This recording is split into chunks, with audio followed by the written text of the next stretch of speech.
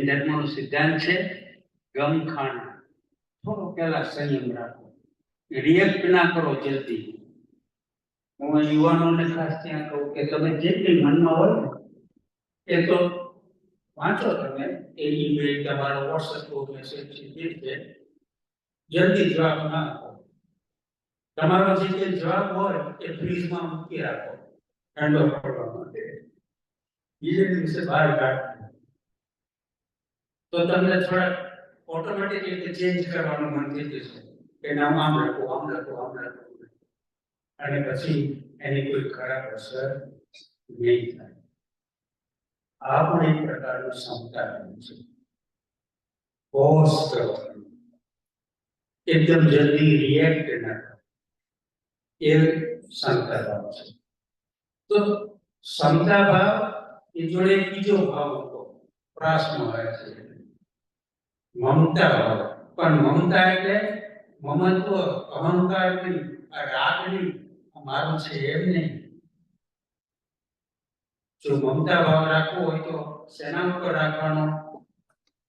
આ મારા દેવ છે, આ મારા ગુરુ, આ મારો ધર્મ, આ મારો સંઘ, આ મારા કાર્યકરો, આ મારું છે અને મારે એના માટે ભોગ આપવાનો છે. આ મમતા ભાવ આપણે રાખવાનો, કારણ કે એમાંથી જ આપણી આધ્યાત્મિક ઉન્નતિ થવાની છે. જે સંઘ આપણા માટે કાર્ય કરે છે તો આપણે પણ સંઘ માટે હંમેશા કટિબદ્ધ રહીએ કે આપણે પણ કામ કરવાનું છે. આ મારો સંઘ છે એનું આપણે એક અભિમાન જોઈએ, કારણ કે એમાં માત્ર આપણો જ નહીં, આપણા કુટુંબનો, આપણા બાળકોનો અને આપણી ભાવિ પેઢીનો પણ ઉદ્ધાર છે. એટલે એ મારો સંઘ છે એમ. હવે મેં આજે ક્ષમતા ભાવની વાત કરી, એ માતા તો નામ મૂકીને ચાલ્યા ગયા, પણ મને મોટો પહેલો હોય, હું ઘણી વાર કહું તો પુસ્તક હોય. મારા પિતા પણ લેખક, ઘણા પુસ્તક તો વાંચતા લખતા શીખ્યું. એટલે મારું એક જ કામ, કે બીજું તો બહુ હતું નહીં, વાંચ્યા કરવાનું. એટલે 14-15 વર્ષનો થયો છું ત્યાં સુધી લગભગ 1500-2000 પુસ્તકો વાંચ્યા હશે. પણ મને એક સારી ટેવ પડી, જ્યાંથી સારું મળે ત્યાંથી લેવાનું. બહુ ફાયદો છે. અને એ ફાયદો એવો કે મનમાં બસ જાગૃતિ અને શાંતિ. કોઈ મને કહ્યું કે એક ફિલ્મ છે ને, બહુ સારી છે, એમાં બહુ સુંદર લખ્યું છે, સરસ કવિતા છે. મેં કીધું કઈ? कि जिंदगी का साथ निभाता चला गया, फिक्र को धुएं में उड़ाता चला गया, जो मिल गया उसी को मुकद्दर समझ लिया, जो खो गया मैं उसको भुलाता चला. वाह, કેટલી ફિલોસોફી. ભલે પિક્ચરમાં મૂક્યું છે પણ ઘણી આપણા હૃદયની અસર કરે, મને અસર કરે કે જે મળે છે એને હું મુકદ્દર સમજી લઉં છું કે મારા નસીબમાં હશે, મારા કર્મમાં હશે, લખાયું હશે, મને મળે છે. જો ખો ગયા મેં ઉસકો ભૂલાતા ચલા ગયા, નથી મળતું કે જતું રહેશે તો ભૂલી જાઓ. આપણા નસીબમાં નહીં હોય, આપણા કર્મમાં એ નહીં લખ્યું હોય. બહુ સરસ આપણને ક્ષમતા ભાવ શીખવે છે. પિક્ચરમાં એક્ટર કોને માટે ગાય છે, શું ગાય છે, મને ખબર નથી, પણ જે શબ્દો લખાયા છે એ પણ મારા પર એની ઊંડી અસર છે કે ના, આ તો બહુ સુંદર શબ્દો લખ્યા છે. એટલે આ ક્ષમતા ભાવ છે એ મુખ્ય સિદ્ધાંત છે. એ પછી હિંસા, સંયમ અને તપની વાત આવે છે. બરાબર. ક્ષમતા ભાવ કેળવવા માટે બીજી વસ્તુની આપણને જરૂર પડે, અનેકાંત વાત સમજવાની. બરાબર છે. અનેકાંતવાદ આપણે સમજીએ તો સામાન્ય વ્યૂ પોઈન્ટ સમજી શકીએ. નાનો હતો ત્યારે પુસ્તક વાંચેલું ગુજરાતી ટ્રાન્સલેશન, કારણ કે તો નાનો હતો, અંગ્રેજી આવડે નહીં એવું તો ત્યાં ગામડા ડેરી ગાર્ડન જેવું પુસ્તક હતું, how to make friends and people, તો જાણીતું. પણ એમાં બહુ વાત મને સર શીખવા હોય કે સામે વ્યક્તિને એપ્રિશિએટ કરતા શીખો, એપ્રિશિએટ કરતા શીખો, એપ્રિશિએટ કરતા શીખો, અને એનાથી એક જીવન ઘડતર જે થાય છે એમાં ઘણો ફાયદો છે. પણ આપણે માણસ જાત એમ કહેવાય છે કે ભગવાન મહાવીરના શાસનમાં લોકો સમજે છે બધું, પણ જરા વક્ર હોય છે. એમ કહેવાય છે વક્ર એટલે શું? કે જાત જાતના તર્ક લડાવે, જાત જાતના લૂપહોલ શોધી કાઢે. બધું આપણે કઈને સમજાવીએ ધર્મ તો એ બધું શોધી કાઢે કે આમ કેમ આમ કેમ. હજી થોડા દિવસ પહેલા જ હું અમારી સંસ્થામાં જમતો હતો, ત્યાં બીજા ગાય મારી પાસે બેઠા, કેટલાક દોડાયા હોય. મને કે વિનોદભાઈ, હમણાં બધી જાત જાતની શોધ થઈ છે, અમુક કલમો છે જમીનની ઉપર ઉગાડવામાં આવશે, એના પેલું આપણે કહીએ ને કે જીએમ ફૂડ તરીકે અથવા તો એના ડીએનએ ચેન્જ કરીને, તો એ ખવાય કે ના ખવાય? ખરાશો ભાઈ, જે વસ્તુનું હાર્દ છે એ પકડતા નથી કે શું કામ ન ખવાય, અને તમે નવાણમાં તર્ક અંદર કાઢો છો કે જમીનની ઉપર ઉગે તો ખવાય કે ન ખવાય, તો કે ખવાય ને. તમે સમજો એક વાત કે શા માટે ન ખવાય છે. એક જ કારણ નથી કે જમીનની નીચે છે, સૂક્ષ્મ જીવોની વિરાજનાની વાત છે. અમુકમાં તો કે તામસી પ્રકૃતિની વાત છે, એમાં પણ હિંસા થાય છે, એવી વાત છે. પણ માણસનું મન એવું, એક ભાઈને પેટમાં દુખતું હતું, ડોક્ટર પાસે ગયા. ડોક્ટર કે હમણાં તમે એવું કરો, ત્યાં હલકો ખોરાક લેજો, બહુ ભારે ન લો, પેટમાં ચિત્ત નથી રહેતું. એ શું ખવાય હલકા ખોરાકમાં? તો કે તમે એમ કરો, મગ કે એવું ખાજો, એ હલકું કહેવાય. સારું, તો મગની દાળ ખવાય? મગની દાળ ખાજો, કઈ વાંધો નહીં. મગની દાળ ફોતરા હોય કે ફોતરા વગરની? એમાં કે બહુ વાંધો નહીં, મગ રોટલા, એટલે એમને મગ શબ્દ પકડ્યો કે મગ ખાવા. તો કે ડોક્ટર સાહેબ, મગની દાળના વડા ખવાય?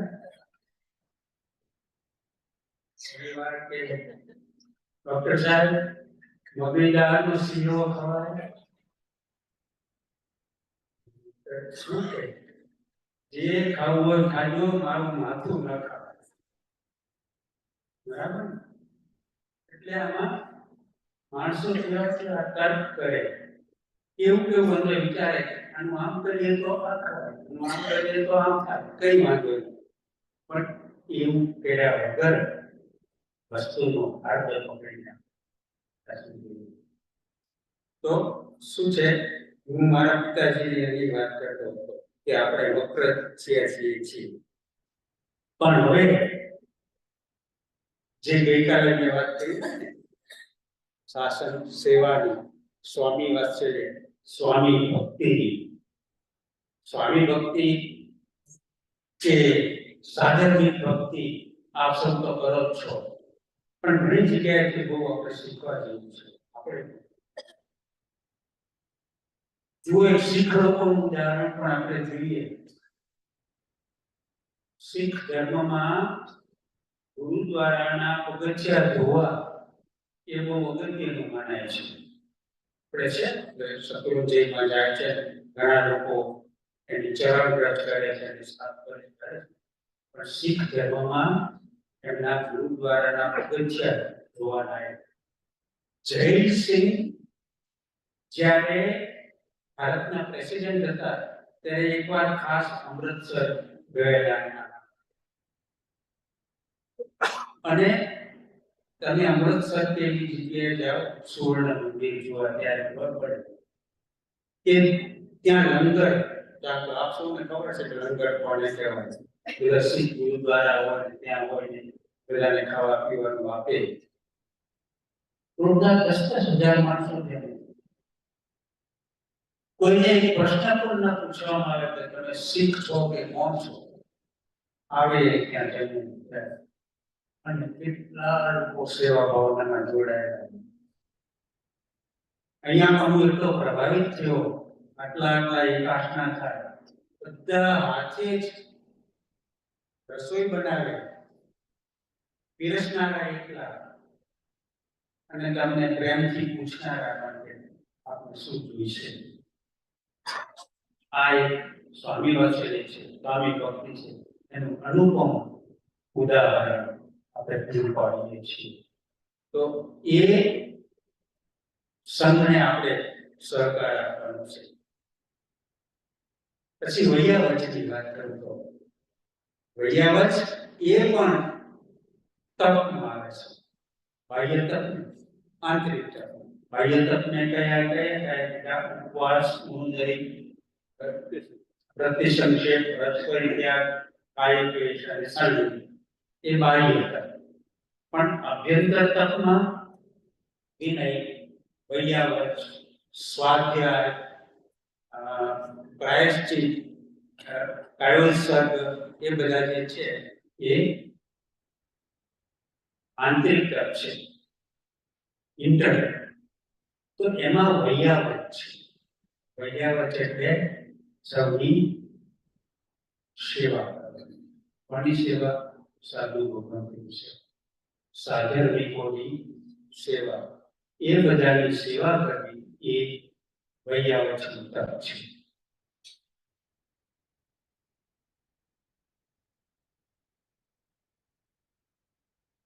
ઉત્તરાધ્યાય સૂત્રમાં બહુ સુંદર સવાલ જવાબનું ચેપ્ટર છે. આપણે કદાચ ખબર હશે, ઉત્તરાધ્યાય સૂત્ર એ ભગવાન મહાવીર સ્વામી લાસ્ટ સરમન કહેવાય છે, અંતિમ ઉપદેશ.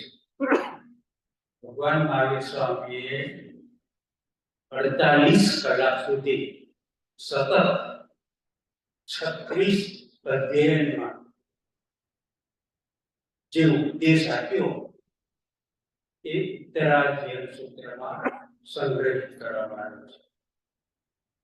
આપણા એ સદભાગ્ય છે કે એ બધું બહુ સુંદર રીતે જળવાયેલું છે. એ ઉત્તરાધ્યાય સૂત્રમાં ઘણી વાર્તાઓ પણ આવે છે. 29મા અધ્યાયમાં બહુ સુંદર સવાલ જવાબ કરવામાં આવ્યા છે. ગૌતમ સ્વામી મહાવીર સ્વામીને પૂછે છે બધા સવાલ, અને એ સવાલ જવાબ રૂપે આખા ઉપદેશમાં પ્રાયશ્ચિત કોને કહેવાય, સ્વાધ્યાય કોને કહેવાય, વિનય કોને કહેવાય, પ્રત્યાખ્યાન એટલે કે પ્રચ્છાન કોને કહેવાય. આપ સૌને કોઈને પણ ક્યારેય સમય મળે તો 29મા પ્રકરણ, 29મા અધ્યાય અંગ્રેજી કે હિન્દી કે ગુજરાતી અનુવાદ જરૂર વાંચજો. અને જેમ મેં કહ્યું એમ એમાં કોઈ વક્ર દ્રષ્ટિ આપણે નહીં રાખવાની. એક નાના બાળક જેવા સદા સરળ થઈ જવા. એક વકીલ થયા પછી એક ઘાંચીની ઘાણીએ જોવા ગયા કે તેલ કેવી રીતે કાઢે છે. તમને ખબર છે ઘાંચીની ઘાણી કેવી હોય? ગોળ હોય, આવા ખાડા જેવો ગોળ આખું હોય, એમાં તલ મૂક્યા હોય, મોટું પથ્થરનું રાઉન્ડ વ્હીલ હોય અને બળદ ચલાવતો હોય, ગોળ ગોળ ગોળ ગોળ ફેરા કરે, તળમાંથી તેલ નીકળ્યા કરે. એટલે આ વકીલ ગયા અને કે મારે આ જોવું છે કે કેવી રીતે તમે આ ચલાવો છો. એટલે પેલો બળદ ચલાવતો હતો એને બધું કહ્યું કે આમ કરીએ, અને બળદના ગળામાં ઘંટડી બાંધી હતી. એટલે કે આ ઘંટડી બાંધી છે તો શાના માટે બાંધી છે? કે બળદ ચાલતો હોય ગોળ ગોળ તો ઘંટડી વાગ્યા કરે, જો ઊભો રહી જાય તો ઘંટડી ન વાગે તો મને ખબર પડે કે ઊભો રહી ગયો છે. એટલે હું જાઉં અને જરા એનું જોઈ લઉં કે બધું બરાબર છે આ છે, અને પાછું ચલાવું એ ચાલતો રહે, ઘંટડી વાગ્યા કરે. એટલે મને દૂરથી ખબર પડે કે બળદ ચાલે છે. તો ઘંટડી વાગતી બંધ થાય તો ખબર પડે કે બળદ નથી ચાલતો. બરાબર, પણ બળદ ઉભો રહી જાય આમાં માથું કરે તો પેલો કે વકીલ સાહેબ એ વકીલાત નથી ભણ્યું, તમે ભણ્યા છે એ જાણવું. પણ વકીલ હોય એને એવું કરે. બે માણસો જતા હતા એ જગ્યાએ, સામે એકદમ કૂતરો ભસવા માંડ્યો, જોરથી સામે આવ્યો ઘૂસી. એટલે બેમાંથી એક જણે કહ્યું, એક જણને બહુ બીક લાગી પહેલા, એટલે બીજાએ કીધું કે ડીશની કૂતરો ભસે છે એ કરે પાર્કિંગ લોટ લેવા સેલ કરવા. પણ કરડે તો કે નહીં કરડે, એટલે કહેવત નથી સાંભળી કે ભસતા કૂતરા કરડે નહીં? કે મેં તો કહેવત સાંભળી છે પણ કૂતરાએ જ સાંભળી. એટલે એવું થાય કે માણસ કઈ રીતે વિચાર કરે છે, કઈ દ્રષ્ટિએ વિચાર કરે છે એ આપણે જોવાનું છે. સ્વામી વાત્સલ્યની એક તમને વાતો નાનપણમાં વાંચેલી.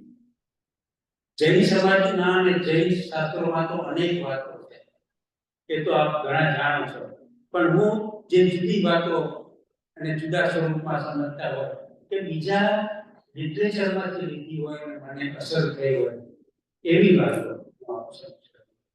કારણ કે શ્રેણી રાજાની વાતો છે, અભય કુમારની વાતો છે, મેઘ કુમારની વાતો છે, આપણે ઘણી વાતો. પણ નાનપણમાં મેં જે વાંચ્યા છે ક્લાસિક, અને જેમ કેવી એવું બધી વાત. એક ક્લાસિક છે વિક્ટર હ્યુગોનું લે મિઝરેબલ, બહુ પ્રખ્યાત નવલકથા, ફ્રેન્ચ ક્લાસિક છે, બહુ સુંદર. ફ્રેન્ચ ભાષા નહીં વાંચેલી, ઇંગ્લિશમાં એ વખતે નાનો હતો ત્યારે, ગુજરાતીમાં આપણે ટ્રાન્સલેશન વાંચે. પણ એ મારી one of the favourite books છે. એમાં ઘણું સમજવાનું શીખવાનું છે, એમાં આવો અને અવરોધ છે. તો એમાં એક વાત આવે છે બહુ સરસ. એક માણસ છે, ગરીબ માણસ, બહુ ગરીબ માણસ, ભૂખ્યો તરસો એકવાર બ્રેડની ચોરી કરે, પણ ચોરી કરતા પકડાઈ ગયો. એટલે એને પોલીસ લઈ ગઈ, જેલમાં નાખી. જેલ એક બે દિવસ કે બે ચાર દિવસ માટે થઈ હશે, પણ એને જેલમાંથી ભાગવાનો પ્રયાસ કર્યો. બે ત્રણ દિવસ જેલમાં રહેવાના એટલે પાછો પોલીસે પકડ્યો. તરત જ પકડીને લાવ્યા, પાછી જેલ કરી. હવે કે 6 મહિનાની જેલ. પાછો ભાગવાનો પ્રયાસ કર્યો, પાછો પોલીસે પકડ્યો. હવે કે 2 વર્ષની 3 વર્ષની જેલ. એક સાધારણ માણસ જેને બ્રેડ ચોરી હતી એ આમ વર્ષો સુધી જેલમાં રહ્યો અને જરા મીઠો થઈ ગયો. આ બધું થયું તો પણ પાછો એક દિવસે ભાગ્યો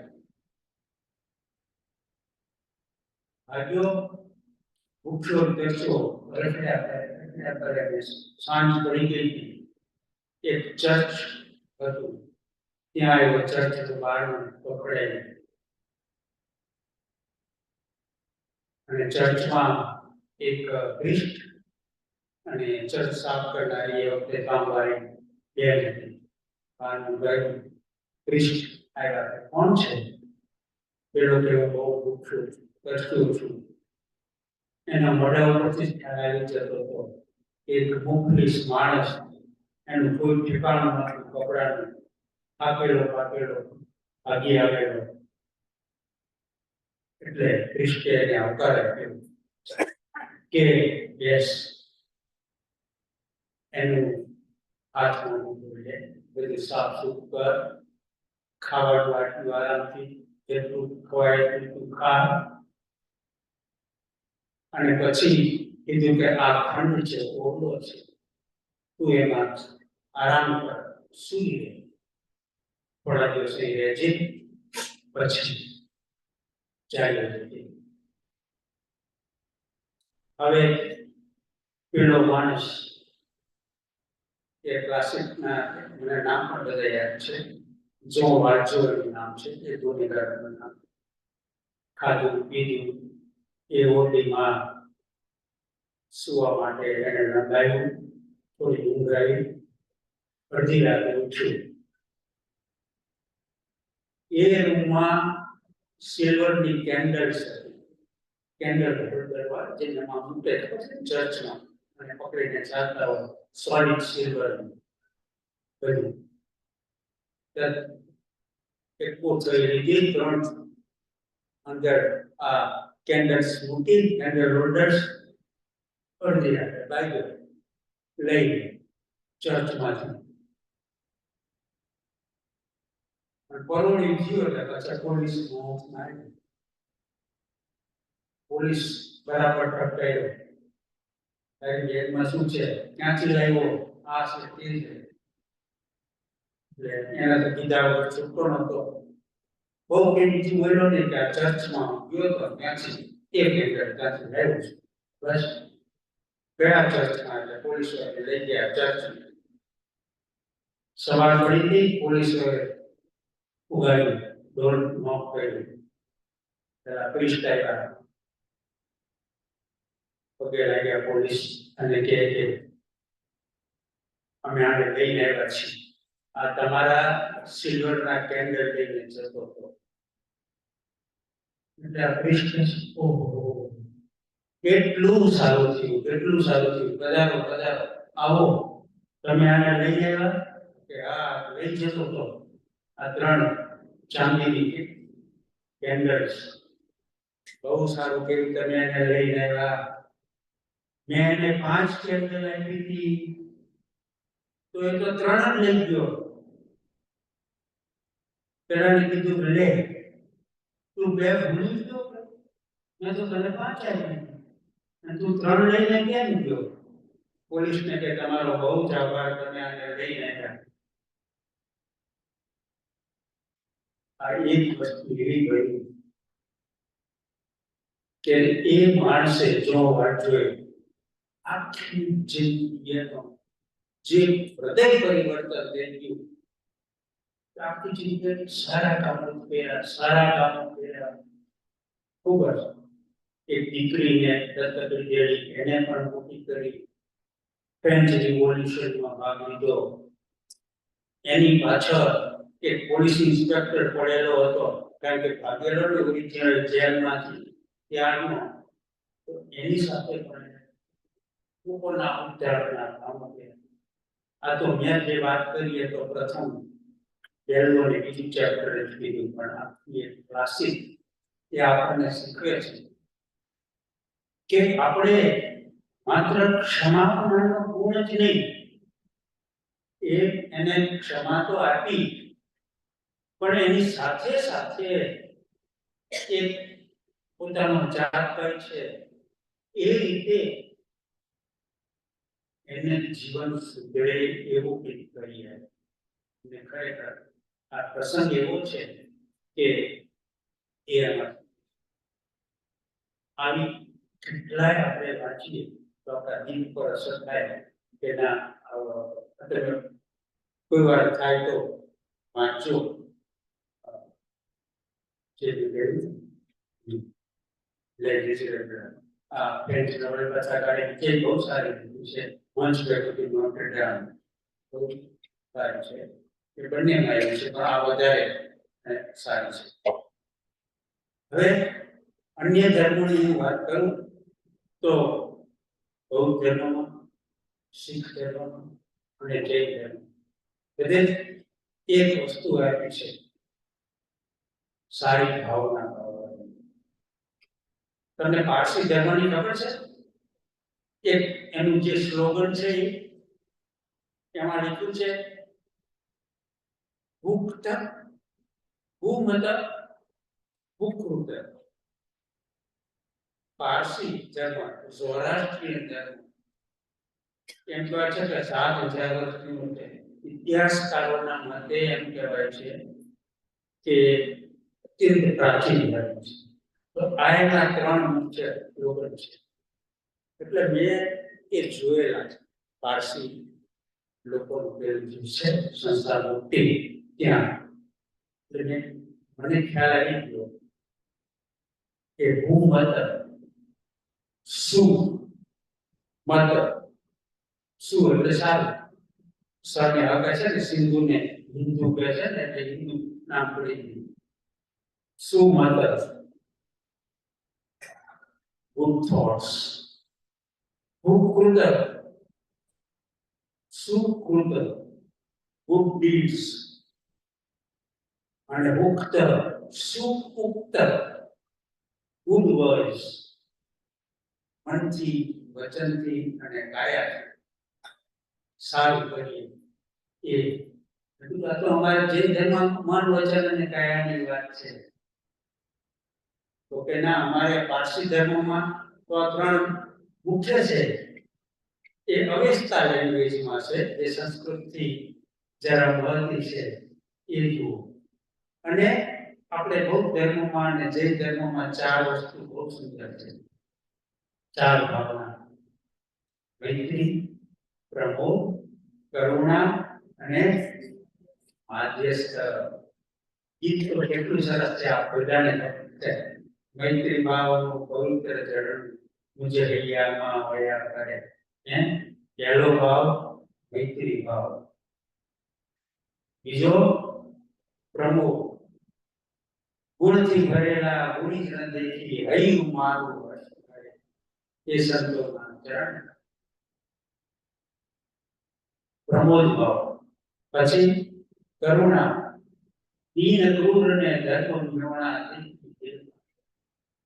એ કરુણા ભાવ. અને ચોથી માધ્યસ્થ ભાવના. કઈ રીતે છે? કરે ઉપેક્ષા એનાથી તો એ સમતા ચિત્ત ધરે એ માધ્યસ્થ ભાવના.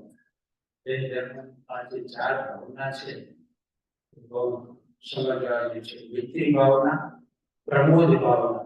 પ્રમોદ ભાવના એટલે કોઈના ઉપર ઈર્ષા જ નહીં કરવાની. કોઈનામાં સારું જુઓ તો આપણે શું કહેવાનું?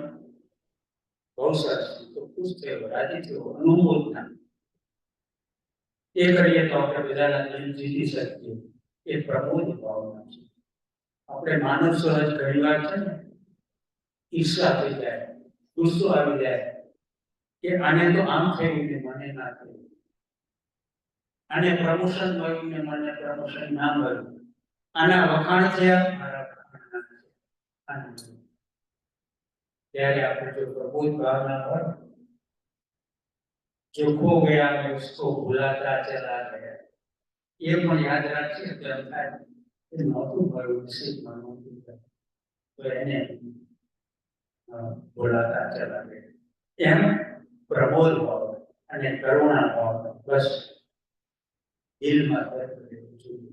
આપણા ભાઈઓને જોઈએ જરૂરી યાત્રા ભાઈઓને દિલમાં દર્દ છે અને માધ્યસ્થ ભાવના ઉપેક્ષા કોઈ આપણું માને કે ના, કુટુંબમાં તો બહુ જરૂરી છે. આપણે બધા પરદેશમાં રહીએ છીએ. એક જમાનો એવો હતો, બધા મોટા ભાઈઓ જે છે અને મારો પણ, બાપા જેમ કેમ કરવાનું, બરાબર છે ને? બાપ તો આને મળશે અને એક બે આપવા પણ મારી દે, એ જમાનામાં.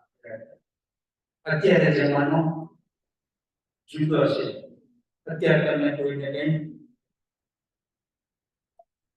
ઉલટા તમે કઈ કહેશો તો તમને સામો જવાબ. બરાબર છે? જમાનો છે. આપણા પુત્ર પુત્રીઓ હવે એમની રીતે જીવે છે. આપણે સમજવું પડે છે, એ સમજે કે કઈ રીતે મોટા દીકરા દીકરીઓ જોડે વર્તન કરવું, એ આપણે સમજવું. બરાબર? એ જમાનો જુદો હતો કે જ્યારે આપણને બાપા કાન આમ કરી કહેતા હતા, કાન કરી કે 5 ભણ, એ બધું કર્યું. તો આપણે આપણા બાળકો આપણે મિત્ર તરીકે સમજાવે. સંસ્કૃતમાં બહુ સુંદર વાત કહેવાય છે કે 18 વર્ષનું થાય ને આપણો પુત્ર કે પુત્રી, ત્યારે આપણે એને મિત્ર કરવાનું. એ સ્વતંત્ર છે, એમના પોતાના વિચારો હોય છે. આપણને ગમે કે ન ગમે ઘણી વાર, કારણ કે એ નવા રંગે રંગાયેલા છે, આપણે જૂના રંગે રંગાયેલા છીએ. એ એમની રીતે વિચારે છે, એ બાહ્ય દુનિયામાં ફરે છે, બાહ્ય દુનિયા જુદી છે અને આ અહીંની આપણે દુનિયા છે એ જુદી છે. તો એ બે દુનિયાનો સમન્વય કરીને અમે શીખવવાનું છે. અમારા ગ્રાન્ડ ચિલ્ડ્રન અને એમ થાય ચુસ્ત શાકાહારી, પણ તકલીફ કેટલી? એક ગ્રાન્ડ ચાઇલ્ડ છે, એની સ્કૂલમાં જાય, એની સ્કૂલમાં શું 10-11 વર્ષ નોન વેજીટેરિયન ને એક બાજુ બેસાડે, વેજીટેરિયન ને એક બાજુ બેસાડે, બધું બરાબર. પણ વેજીટેરિયન 2 કે 3 જ હતા, અને નોન વેજીટેરિયન છોકરા વધારે ક્લાસમાં. એટલે પેલા નોન વેજીટેરિયન છોકરા છે એ ઉપહાસ કરે, મસ્કરી કરે કે તમે તો આવું છો, આવું કરો છો. અને પેલા જે 2 કે 3 બિચારા વેજીટેરિયન છે, ઇન્ક્લુડિંગ માય ગ્રાન્ડ સન,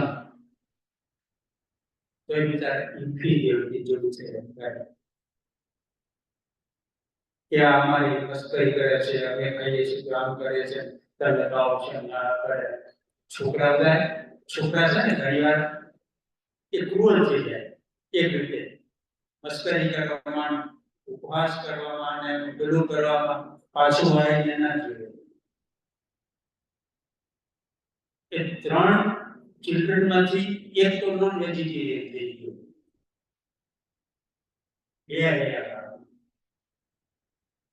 પણ મારી દીકરી અને બીજા જ કરે ગ્રાન્ડસન, એટલે દીકરી બેટા આપણે છે ને પ્રાણીને મારીને જે અન્ન કરવામાં આવે છે એ કોઈ દિવસ ખાવાનો વિચાર જ ન કરાય.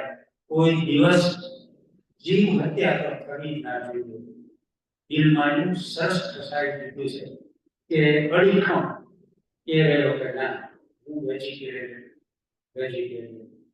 મેં આ પાઠના જિનાલીમાં કહ્યું ગઈકાલે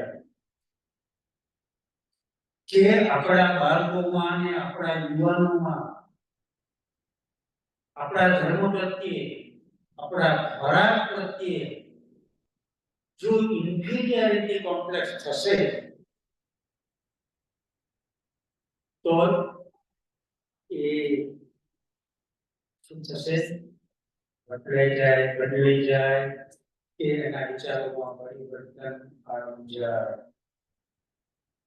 પણ પોતાનામાં સુપિરિયરિટી આઈ ડોન્ટ મીન કે ખોટો ઈગો, પણ અમે કોઈ રીતે ઇન્ફિરિયર નથી. અમારો ધર્મ માન છે, અમારું શાકાહારીપણું માન છે, એના માટે અમને અભિમાન છે. જો એ હોય ને તો એ બદલાશે નહીં, તો ટકી રહેશે અને બીજાને પણ શાકાહારી બનાવશે.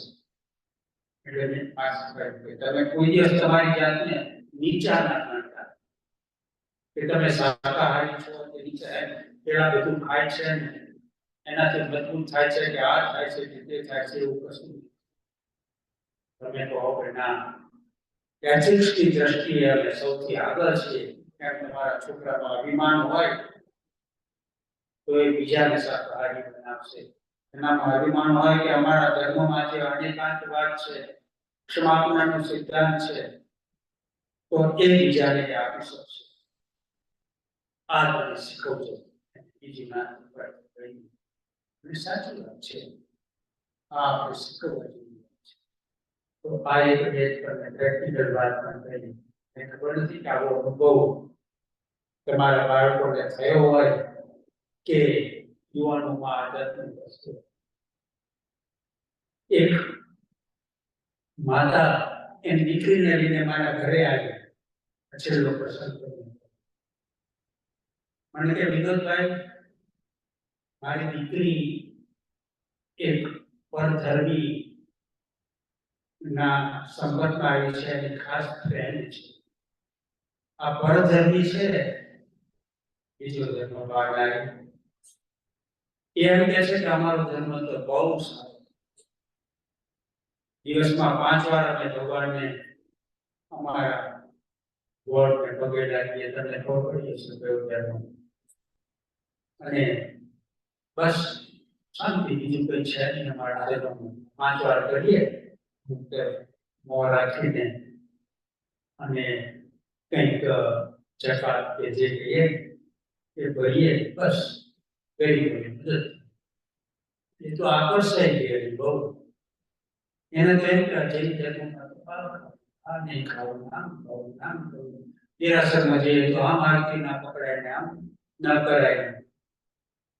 કમનસીબે પાછા કોઈ પૂજારી એવા હશે કે કોઈ વઢે એટલે પેલી જતી હતી એટલે કે મારે નથી જવું, આ તો અમને વઢે છે. એમ નહીં કે ભાઈ પેલા આવતા થયા છે તો આવકાર આપો. અરે સમજશે કે આરતી કેમ પકડાય ને કેમ પકડાય, પણ પહેલા તો એને આવકાર આપો અને સમજાવો. ઓહો, બહુ સરસ.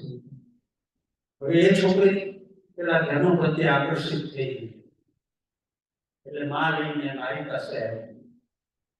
એટલે મને ખબર હતી કે હું એને કહું કે તું આ જે ધર્મ છે તેને આકર્ષણ થયું છે એ ધર્મ ખરાબ છે, એમ તો મારાથી કહેવાય નહીં. તો બધા ચૂપચાપ ચાલતી.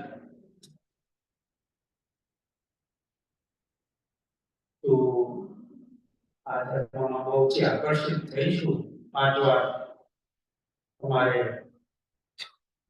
ભગવાનની પ્રાર્થના નમાજ કરવાની, આ કરવાની, બહુ સારું છે.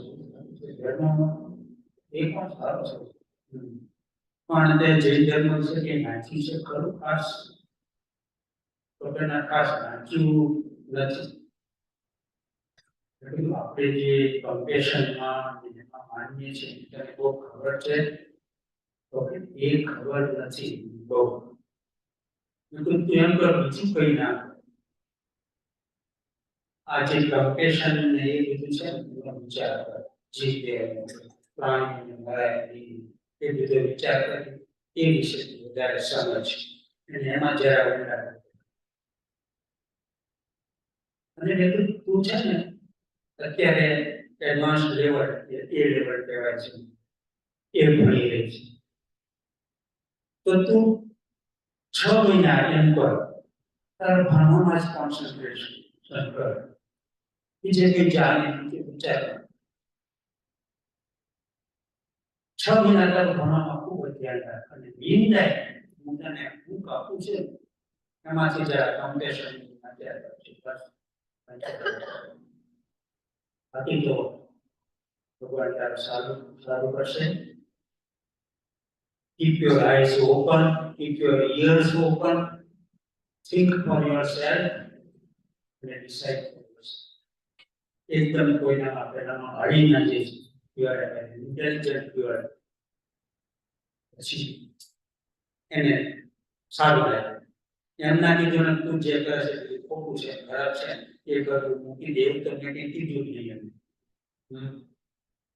પછી એકાદ વર્ષ થયું હશે, હું એક સ્ટોરમાં ગયો કે જે છોકરીની બધે છે ને સ્ટોરમાં જ કામ કરે છે. કપડા મૂકવાના હોય, ગોઠવવાના હોય, આંટીની બહુ મોટું સ્ટોર છે. વોલમાર્ટનો છે, મારી પૂછા થાય.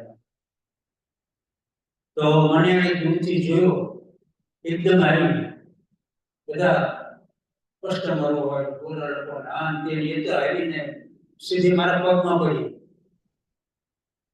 મેં કીધું શું થયું? તો કે તમે મારી છોકરીને જે ઉપદેશ આપ્યો અને જે અસર થઈ એ તો કે એટલી તો સરસ અસર થઈ એને બીજું બધું મૂકી દીધું અને જૈન ધર્મમાં રસ થઈ ગઈ એકદમ. હા, અને હવે તો એ બહુ સારી રીતે પાસ થઈ ગઈ છે. એને હમણાં ન્યુયોર્કથી આવ્યો, લંડન, એક જૈન છોકરો મળ્યો, એની સાથે પણ બહુ સરસ ઓળખાણ થઈ છે અને કદાચ એની જોડે એના વિવાહ થશે. અનેકાંતવાદની દ્રષ્ટિએ એને સમજાયું, પણ ઇનડાયરેક્ટલી એને સમજાયું કે કયો ધર્મ સૌથી ઉત્કૃષ્ટ છે, કયો ધર્મ સૌથી મંગળ છે. આજે સૌથી પહેલા વાત કરી એ સૌથી છેલ્લે કે જેમાં અહિંસા છે, સંયમ છે અને તપ છે, એ ધર્મ સૌથી મહાન છે. અને એ ધર્મ કયો છે? તો જૈન. આપણે તો બહુ નસીબદાર છીએ. ઉત્તરાયણ સૂત્રના 3જા અધ્યાયમાં જ આવે છે કે માનવ બહુ દુર્લભ છે. એ આપણને મળે છે. માનવ જન્મ મળ્યા પછી ધર્મનું શ્રવણ થવું, ધર્મની સમજણ મળવી અને છેલ્લે એના માટે પ્રયત્ન કરવા, 4 વસ્તુ બહુ દુર્લભ છે. ઉત્તરાયણ સૂત્રમાં મારા ખ્યાલથી 3જા અધ્યાયમાં આપણે બહુ નસીબદાર છીએ. માનવ જન્મ મળ્યો છે, જૈન કુળમાં જન્મ મળ્યો છે, શ્રવણ કરવામાં આવે છે, સત્સંગ કરવામાં આવે છે. આપણે એક જ વસ્તુ કરવાની રહી, કઈ? ધર્મમાં પ્રવૃત્તિ, ધર્મમાં પ્રયત્ન, ધર્મ આચરવાનો. અને નહીંતર શું થાય? મહાભારતના દુર્યોધન બોલે છે એક જગ્યાએ, જાનામિ ધર્મ ન ચ મે પ્રવૃત્તિ, જાનામિ અધર્મ ન ચ મે નિવૃત્તિ. ધર્મ શું છે મને ખબર છે. દુર્યોધનને ખબર હતી, કંસને ખબર હતી ને રાવણને ખબર હતી. ધર્મ શું છે મને ખબર છે, પણ કોણ જાણે હું આચરી નથી. દુર્યોધન. અધર્મ શું છે એ પણ મને ખબર છે, પણ કોણ જાણે હું છોડી નથી શકતો.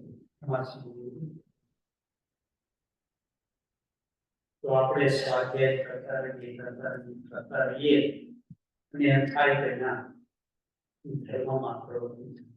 નહીં તો પેલું રાવણ જેવું કે કંસ મોડી ખબર પડે છે, પણ પછી એ વિકલ્પ લઈ પછી તો પોઈન્ટ ઓફ નો રિટર્ન આવી જાય છે. એવું આપણા જીવનમાં ના બને. એના માટે સ્વાધ્યાય કરતા રહીએ, સંતા ભાવનો અભ્યાસ કરતા રહીએ અને ઈશ્વરની ભક્તિ કરતા રહીએ એવી અભ્યર્થના